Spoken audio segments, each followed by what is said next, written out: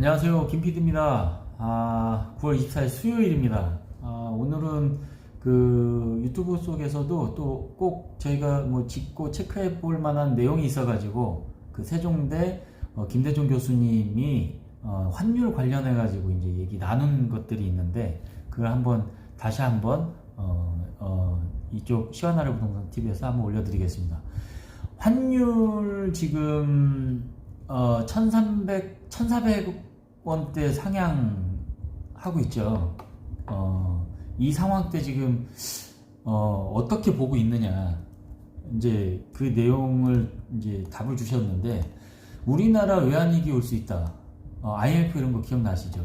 지금 이제 프랑스가 재정위기 파산 지금 상황까지 이제 있다라는 거 이제 설명드렸고, 유로화를 써서 이제 파산 뭐 하진 않을 것이다 이렇게 전망은 하지만 그 프랑스 부채가 110%래요. 우리나라 국가 부채가 50%. 이번에 이제 이재명 정부가 국가 재정, 그러니까 이제 뭐냐면 국가가 공공 목적을 달성하기 위해 조달, 관리, 집행, 모든 재정적인 자원 활동 이런 것들 이제 여러 가지 우리 국가를 살리기 위한 이 재정 활동이 있잖아요. 이런 것들을 어떻게 보면은 좀 불리는 거죠. 그러니까 현금을 쓰는 거죠. 그래서 이제 8%로 올렸답니다. 그래서 국가 재정을 뭐 퍼주게 한다 이렇게 이제 뭐 한쪽에서는 얘기를 하는데 보통 이 지금 국가 재정을 올리는 이 수준은 물가 정도의 수준이라는 거예요. 그래서 저희 지금 2% 올랐죠. 이 월급은 안 올랐는데 또 물가가 또 한 2% 올랐습니다. 그래서 화폐 가치가 점점 떨어지는데 월급도 좀 많이 올려줬으면 좋겠습니다. 경제 성장률은 1% 내다봤는데 1%도 안 되는 것 같죠. 그래서 보통 이재명 정부에서 국가 재정 이 8% 올린 거는 굉장히 왜 이슈가 되냐면, 보통은 물가 수준 정도 약 한 2% 정도 올려서 좀 펼쳐 나가야지 과부하가 안 걸린다 라는 내용인데, 어찌됐든 뭐 순기능도 있지만 이 역기능도 분명히 있기 때문에 이 8%에 대한 부담이 분명히 있을 것이다. 우리나라 공기업 포함해서 부채가 거의 100%랍니다. 그럼 그게 굉장히 심각한 상황이거든요. 그래서 절대 안심할 수 있는 상황은 아니다라고 보는 게 이 지금 교수님의 얘기인 거고요. 프랑스 총리 바뀌었대요. 그래서 이제 몇 달 만에 다시 또 임명해야 되는 상황이고, 그 다음에 우리나라가 지금 국가 외환위기 확률을 얘기했네요. 한 30% 이상이라고 본다. 약간 이제 뭐 일어날 수 있다라고 보는 거죠.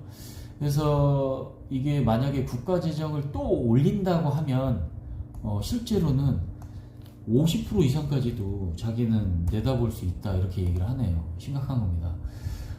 그래프에서 보면 국제사회 결제 시 원화가 사용되는 비율인데, 어떻게 보면 이제 우리나라 현금 인정해주는 뭐 지금 수준이요, 그게 0.1% 정도밖에 안 된다.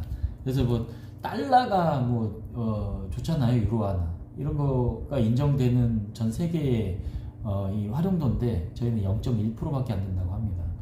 우리나라는 GDP 세계 10위입니다. 그리고 제조업 수출은 세계 5위. 완전 강대국이죠. 근데 원화의 그런 화폐의 경쟁력은 35위에서 40위랍니다. 그러니까 굉장히 이 지금 10위, 5위 하는 강대국임에도 불구하고 이 원화의 경쟁력은 완전 밑에다라는 것을 이제 얘기를 해주시는 거고, 그게 지금 헝가리보다 못한 수준이라고 합니다. 헝가리가 0.18, 한국은 0.1 정도라고 합니다. 그래서 왼쪽에 그래프에 보면 우리나라 지금 세계 GDP 내 우리나라가 차지하는 경제 비중은 약 한 2%. 오른쪽 이 그래프를 보면 주식 시가총액이 미국은 60%인데 일본은 5%, 한국이 1.5%밖에 안 된다. 미국의 엔비디아, 미국의 왜 그러면 이제 환율이 오르니까, 환율이 달러가 오르니까 환율 미국의 그 주식 시가총액이 가장 1위이기 때문에 미국 주식을 투자해야 되는 게 맞다라고 이렇게 보고 계시고요. 그래서 95%, 한국에는 5% 투자해야 된다. 그래서 미국에는 엔비디아, 그 다음에 한국에는 삼성전자를 사야지 앞으로 환율이 오를 거를 예상해서 부재가 된다, 이렇게 얘기를 하네요. 이 우리나라가 달러가 얼마나 가지고 있느냐, 이게 외환 보유액인데 4,100억 달러입니다. 뭐 수치는 많아 보이지만 이 GDP 대비 20% 정도밖에 안 된답니다. 그러니까 이제 97년도 IMF예요, 이게. 대만은 겪지 않았어요. 근데 대만 같은 경우에는 외환 달러 보유가 75% 정도. 그리고 사진에서 보면 스위스, 홍콩은 전부 100% 이상 보유를 하고 있습니다. 이만큼 달러가 세계화하기 때문에 세계에서 통하기 때문에 금융을 대비하고 있는 지금 이 외환 보유액, 이게 굉장히 되게 중요하다라고 생각하는 나라들이 지금 스위스, 홍콩입니다. 우리나라는 지금 GDP 대비 외환 보유액이 20%밖에 안 된다. 그래서 외환 위기가 또 올 수 있다라고 경고를 합니다. 그래서 이 지금 교수님께서 한 달 후에 외환 위기 다시 오는가라는 거에 책을 쓰고 또 자주 이 지금 분석을 해서 올려야지만 이게 경각심을 갖고 정부에서도 움직임이 있을 것이다, 뭐 이런 얘기로 사명감을 가지고 일을 하시는 것 같습니다.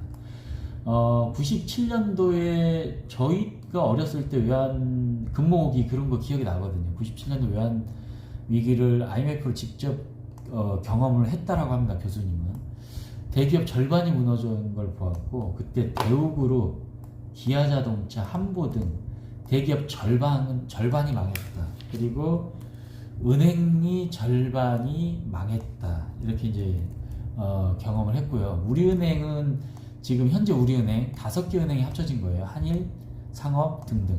그리고 장기신용은행이 파산하면서 국민은행과 합병을 했고, 그때 당시에 주택은행 없어졌다.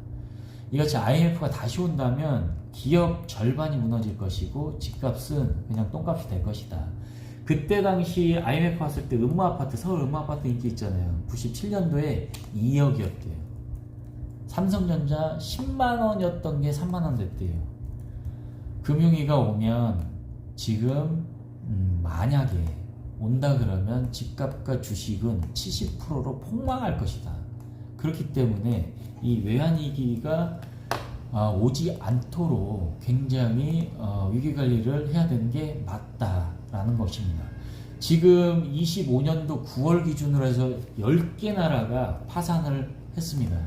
이 먼 나라 이야기가 아니라 가까이 지금 유럽에 있는 프랑스 위기가 있고, 아르헨티나, 그 다음에 스리랑카, 파키스탄, 바레인 등 파산을 해서 지금 IMF 구제 금융을 지금 대응해주고 있다, 요 내용이고요. 외환위기는 반복돼서 일어나는 상황이다라는 것을 또 얘기를 해주시네요. 우리나라도 안심 못한다. 대한민국 첫 번째 외환 보유액이 부족하기 때문에 안심을 못한다는 겁니다. 두 번째, 한미 통화 스와프라 그래가지고 우리나라가 원화를 미국 중앙은행에 맡기고 달러화를 가져오는 외환 거래라고 합니다. 이거를 이번에 미국이 이제 체결해주지 않았다. 2008년도에 600억 달러를 이제 원화를 주고 빌려주고 하는 이런 외환 거래가 있었는데 그거 만료됐다. 연장 안 해줬다. 그래서 이번에 이재명 대통령하고 트럼프 대통령이 만났을 때 의제 올렸는데 미국이 거절을 했다. 이렇게 이제 내용을 주셨고요. 한미 FTA 이제 관세하고 그 다음에 이제 관세를 낮추고 이런 이제 상품 서비스를 서로 이제 교환하잖아요. 나라와 나라 사이에. 이제 한국과 일본이죠. 지금 700억 달러가 이제 종료가 되고 딱 100억 달러만 체결이 된 상황이다라고 합니다.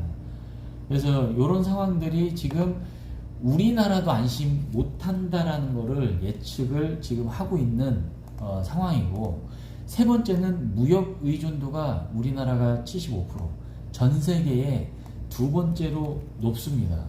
그래서 수출과 수입으로 먹고 사는 대한민국, 외환 보유액 달러가 부족하면 석유 결제 못하는 상황이 초래한다. 달러로 결제를 했는데 달러가 없다. 달러 대신 하는 게 또 바로 그때 금이었습니다. IMF 때 기억나시죠? 금 모으기. 그 금 모으기 운동으로 해서 석유 이런 것들 결제 해가지고 이제 유연하게 만든 거, 이런 것들이 지금 달러가 부족하기 때문에 이런 금 모으기 사태가 일어나는 것입니다. 그래서 외환위기가 반복돼서 일어나는 것은 이 지금 최근에 아르헨티나가 대표적인 사례이다. 러시아도요, 전쟁을 할 때 자기네 이제 석유 팔아가지고 35%를 비축을 해놓고 전쟁을 할 정도로 이 외환 보유의 달러 보유가 굉장히 중요하다는 것을 이 경제 교수님이 얘기를 하시네요. 그래서 우리나라, 이 중국, 미국, 일본 원만하게 관계가 이제 뭐 지금 원활하지 못하고, 이제 미국이 또 이제 신용 등급을 이제 또 떨어뜨리는 순간 우리나라는 굉장히 위기에 처한다. 이제 신용 불량이 되는 내용은 아니지만 이 등급이 1등급에서 왜 예전에 6등급까지 있었잖아요. 근데 7등급이 되면 이제 저희들이 대출이 좀 쉽지가 않았잖아요. 뭐 그 나라나 이제 개인이나 뭐 비슷한 처지로 해석을 하면 될 것 같습니다. 그래서 마지막으로 교수님 말, 어차피 1,500원 정도의 환율은 연말이나 내년 정도 되면 갈 것이다. 그러면 이게 이 회귀율이라 그래가지고 1970년도부터 이제 환율이 우상향 되는 것을 이제 체크를 하셨더라고요. 그래서 한국은 현재 9,200억 달러 정도가 필요한데 지금 그 절반도 안 되는 상황이다라고 하는 것이 한국의 위기가 지금 또 올 수 있다라고 예측을 하시네요. 그래서 다행이지 뭐 요새는 유튜브 많이 알려지고 여러 상황들을 다 체크할 수 있는 개인들이 좀 유능한 지금 모바일이 잘 돼 있기 때문에 미국 주식을 한 2,000달러는 또 개인이 또 갖고 있다고 하네요. 그래서 이제 국민들이 오히려 대비를 더 잘 하고 있는 상황. 정부는 그렇지 못하다라는 게 이제 지금 팩트이고, 그래서 이제 하는 말이, 주식하려면 어차피 환율이 오르기 때문에 앞으로 우상향 하기 때문에 계속적으로 미국 시가총액 1위인 엔비디아 지금 오늘 봤더니 178포인트 됐네요. 투자가 바람직하다. 환율 상승 대비 가장 좋은 방법이라고 하네요. 그래서 지금 5년간 엔비디아 50배에 올랐대요. 즉 5,000% 올랐다고 합니다. 그래서 앞으로 이 지금 교수님께서는 3년 내에 100%도 본다고 합니다. 엄청 오른다는 거죠. 그래서 한국은행 정말 지금 대비를 좀 잘 해야 될 것 같고, 스스로 이게 지금 나라하는 나라고 스스로 또 대비하는 제2의 IMF가 왔을 때 이 정부만 믿고 있을 수는 없지 않습니까? 그래서 스스로 대비하는 방법이 최선이다라는 것을 제시하네요.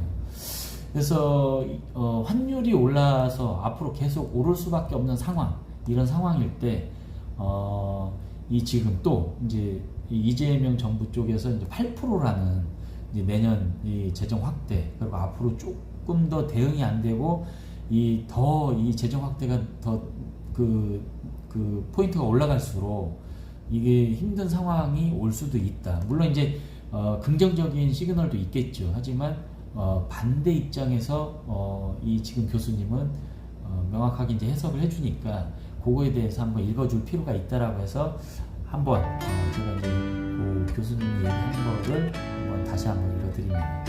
스스로 대응해야 한다가 결론이었습니다. 환율의 이 지금 상황들, 왜 이런 것들을 보냐면 어차피 저희가 이제 부동산 업을 하면서 이 지금 이 일부분만 볼 수는 없잖아요. 전체가 어떻게 흘러가느냐에 따라서 숲을 보고 이 나무를 보는 순간 그 안에 또 세세한 것들을 볼 수 있는 그런 이제 눈이 필요하다. 그렇기 때문에 이런 좀 전문가분들이 얘기해 주신 거를 다시 한번 우리 시원아래 부동산 TV 그 시청자분들한테도 읽어줄 필요가 있기 때문에 꼭 집어서 얘기해 줄 필요가 있기 때문에 제가 다시 한번 알려드리고 왔습니다. 추석 얼마 남지 않았습니다. 그리고 또 여기 지금 반달섬